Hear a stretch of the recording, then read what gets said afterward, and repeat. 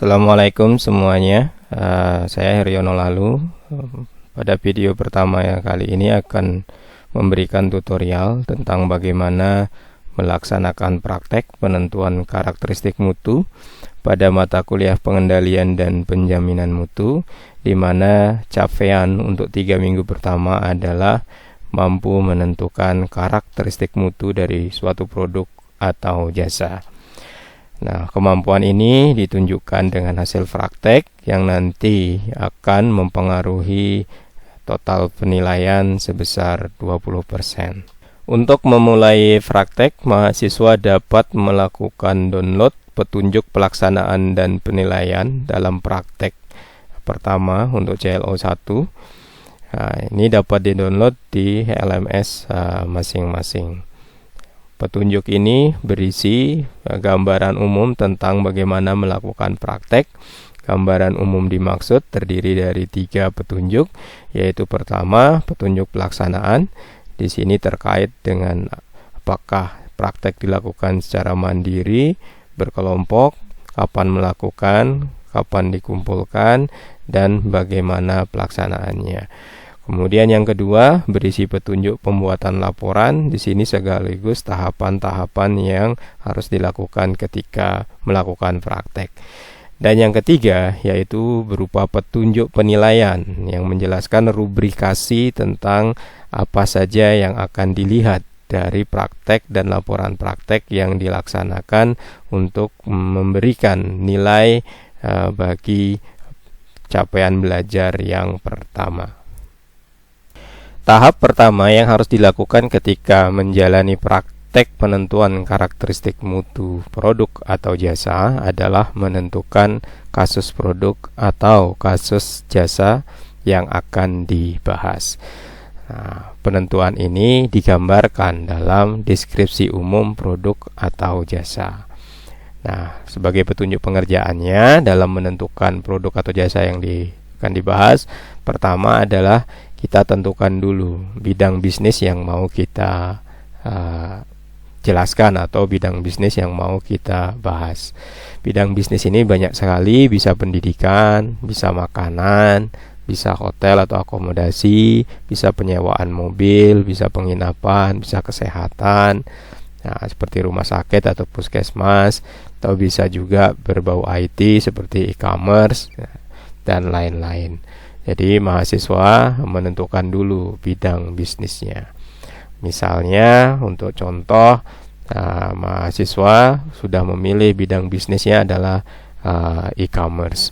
Maka setelah memilih, nanti di bab 1 sesuai template laporan yang ada di LMS yang sudah di-download, nanti di bab 1 diceritakan misalnya pada praktek penentuan karakteristik mutu produk dan jasa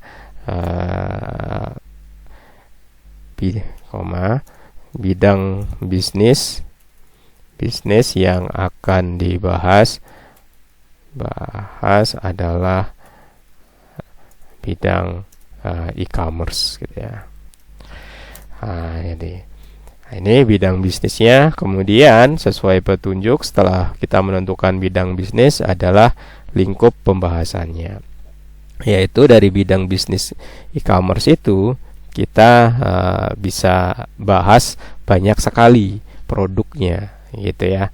Nah, di petunjuk nih sebagai contoh, misalnya kalau bidang bisnisnya bank, ada layanan customer service pembukaan tabungan di bank. Nah, tadi karena sudah memilih bidang bisnis tentang e-commerce, maka nanti kita bisa mencari di Google gitu ya, bidang-bidang bisnis apa saja yang ada di e-commerce gitu ya. Nah, kayak misalnya di aplikasi Gojek, di situ ada tentang Gojeknya sendiri, ada tentang delivery makanan gitu ya, atau misalnya ada juga tentang GoClean dan seterusnya. Nah, misalkan sudah diputuskan setelah mencari, mengobserv di Google, diputuskan produk atau layanan yang akan dibahas, yaitu tentang delivery makanan gitu ya, berbasis e-commerce atau berbasis marketplace yang ada di internet gitu ya. Kemudian yang ketiga, setelah memilih lingkup pembahasannya, yaitu seperti tadi contoh e-commerce terkait dengan delivery makanan. Berikutnya adalah kita membuat deskripsi umum dari produk yang atau layanan yang tadi sudah dipilih. Nah, karena contohnya tadi saya sudah memilih tentang delivery makanan secara online, maka saya harus membuat deskripsi umum produk ini.